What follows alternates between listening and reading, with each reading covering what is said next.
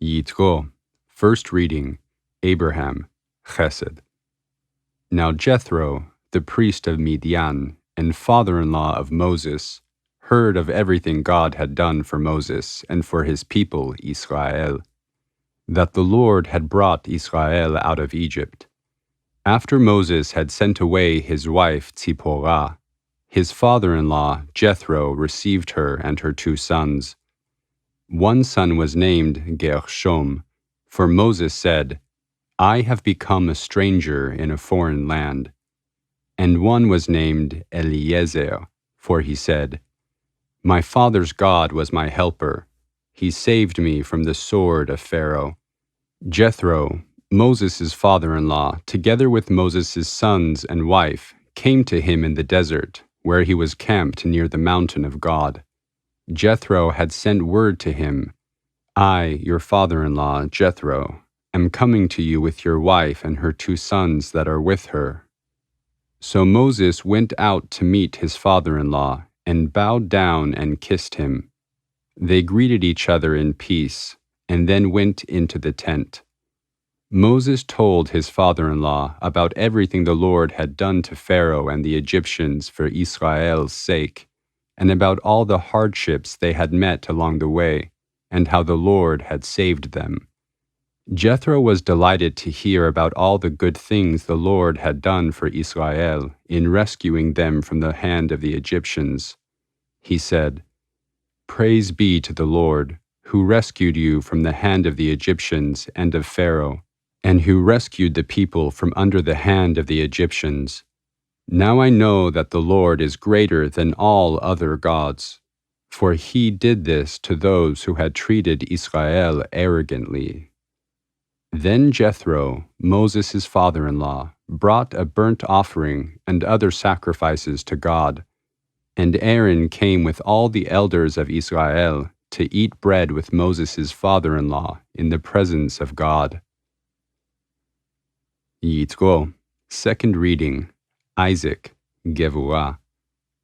The next day Moses took his seat to serve as judge for the people, and they stood around him from morning till evening. When his father-in-law saw all that he was doing for the people, he said, What is this you are doing for the people? Why do you sit alone, while the nation stands around you from morning till evening? Moses answered his father-in-law, Because the people come to me to seek God. Whenever they have a dispute, it is brought to me, and I decide between a man and his neighbor, and inform them of God's decrees and laws. Moses' father-in-law replied, What you are doing is not good. You and these people who come to you will only wear yourselves out. The work is too heavy for you. You cannot handle it alone. Listen now to me, and I will give you some advice. And may God be with you. You must be the people's representative before God, and bring their disputes to him. Teach them the decrees and laws, and show them the way to live and the things they are to do. But select valorous men from all the people, men who fear God, trustworthy men, who hate dishonest gain, and appoint them as officials over thousands, officials over hundreds, officials over 50s, and officials over 10s. They will judge the people at all times, but have them bring every difficult case to you. The simple cases they can decide themselves. That will make your load lighter, because they will carry it with you. If you do this, and God so commands, you will be able to stand the strain, and all these people will go home peacefully. Yitro. Third reading, Jacob, Tiferet. Moses listened to his father-in-law and did everything he said. He chose valorous men from all Israel and made them heads of the people, officials over thousands, officials over hundreds, officials over 50s, and officials over 10s. They judged the people at all times. The difficult cases they brought to Moses, but the simple cases they decided themselves. Then Moses sent his father-in-law on his way, and Jethro returned to his own country. Yitro.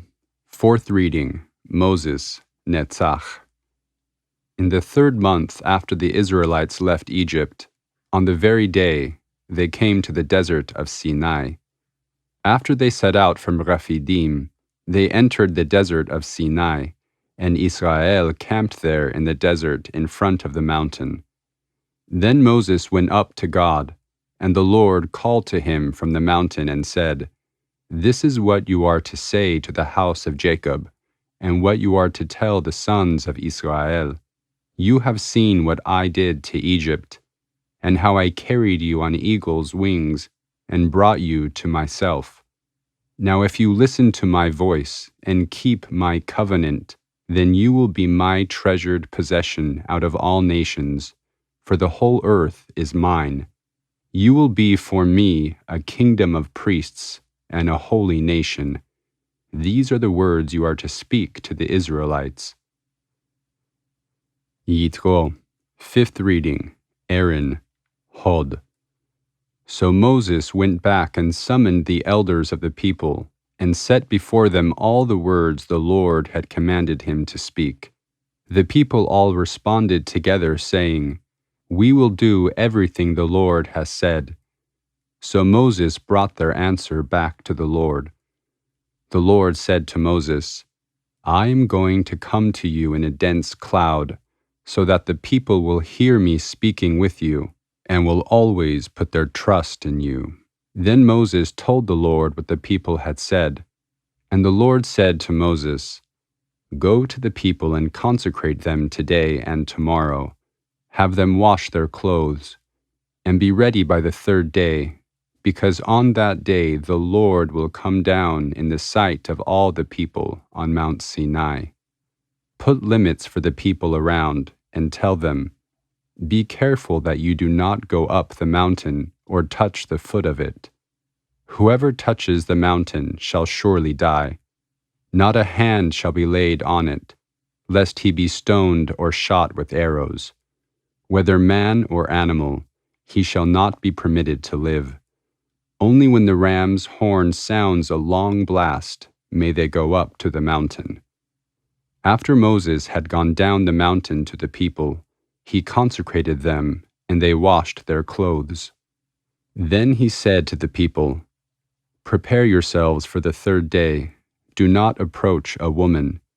On the morning of the 3rd day there was thunder and lightning, with a thick cloud over the mountain, and a very loud trumpet blast. Everyone in the camp trembled. Then Moses led the people out of the camp to meet with God, and they stood at the foot of the mountain. Mount Sinai was covered with smoke, because the Lord descended on it in fire. The smoke billowed up from it like smoke from a furnace. The whole mountain trembled violently, and the sound of the trumpet grew louder and louder. Then Moses spoke, and the voice of God answered him. Yitro. Sixth reading, Joseph, Yesod. The Lord descended to the top of Mount Sinai, and the Lord called Moses to the top of the mountain. So Moses went up, and the Lord said to him, "Go down and warn the people, so they do not force their way through to see the Lord, and many of them perish. Even the priests who approach the Lord must consecrate themselves, or the Lord will break out against them." Moses said to the Lord, "The people cannot come up Mount Sinai, because you yourself warned us. Put limits around the mountain, and set it apart as holy." The Lord replied, "Go down and bring Aaron up with you. But the priests and the people must not force their way through to come up to the Lord, or he will break out against them." So Moses went down to the people and told them, and God spoke all these words, saying, "I am the Lord your God, who brought you out of Egypt, the land of slavery. You shall have no other gods before me. You shall not make for yourself an idol in the form of anything in heaven above, or on the earth beneath, or in the waters below. You shall not bow down to them or worship them, for I, the Lord your God, am a jealous God, punishing the children for the sin of the fathers to the third and fourth generation of those who hate me, but showing love to thousands of those who love me and keep my precepts. You shall not use the name of the Lord your God in vain, for the Lord will not hold anyone guiltless who uses his name in vain. Remember the Sabbath day by sanctifying it. 6 days you shall labor and do all your work, but the seventh day is a Sabbath to the Lord your God. On it you shall not do any work, neither you, nor your son or daughter, nor your manservant or maidservant, nor your animals, nor the stranger within your gates. For in 6 days the Lord made the heavens and the earth, the sea and all that is in them, but he rested on the seventh day. Therefore the Lord blessed the Sabbath day and made it holy. Honor your father and your mother, so that you may live long in the land the Lord your God is giving you. You shall not murder. You shall not commit adultery. You shall not steal. You shall not give false testimony against your neighbor. You shall not covet your neighbor's house. You shall not covet your neighbor's wife, or his manservant, or maidservant, his ox or donkey, or anything that belongs to your neighbor. Yitro, 7th reading, David, Malchut. When the people saw the noises and lightning, and the noise of the shofar, and the mountain in smoke, they saw and trembled with fear, and they stood at a distance. They said to Moses, "Speak to us yourself, and we will listen, but do not have God speak to us, or we will die." Moses said to the people, "Do not be afraid. God has come to test you, so that the fear of God will be with you to keep you from sinning." The people remained at a distance, while Moses approached the thick darkness where God was. Yitro, Maftir. Then the Lord said to Moses, "Tell the Israelites this: You have seen that I have spoken to you from heaven. Do not make any gods to be alongside me. Do not make for yourselves gods of silver or gods of gold. Make an altar of earth for me, and sacrifice on it your burnt offerings and fellowship offerings, your sheep and goats and your cattle. Wherever I cause my name to be mentioned, I will come to you and bless you. If you make an altar of stones for me, do not build it with dressed stones, for you will defile it if you use a tool on it. And do not go up to my altar on steps, lest your nakedness be exposed on it." Haftarah of Yitro, Isaiah 6, 1-13.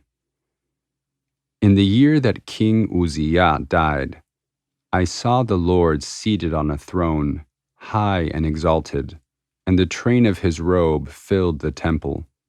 Above him were seraphim, each one with 6 wings. With 2 wings they covered their faces, with 2 wings they covered their feet, and with 2 wings they were flying. And they were calling to one another, "Holy, holy, holy is the Lord of hosts. The whole earth is full of his glory." At the sound of their voices the doorposts and thresholds shook, and the temple was filled with smoke. "Woe to me," I cried, "I am ruined, for I am a man of unclean lips, and I live among a people of unclean lips, and my eyes have seen the King, the Lord Almighty." Then one of the seraphim flew to me with a live coal in his hand, which he had taken with tongs from the altar. With it he touched my mouth and said, "See, this has touched your lips. Your guilt is taken away, and your sin atoned for." Then I heard the voice of the Lord saying, "Whom shall I send, and who will go for us?" And I said, Here am I, send me."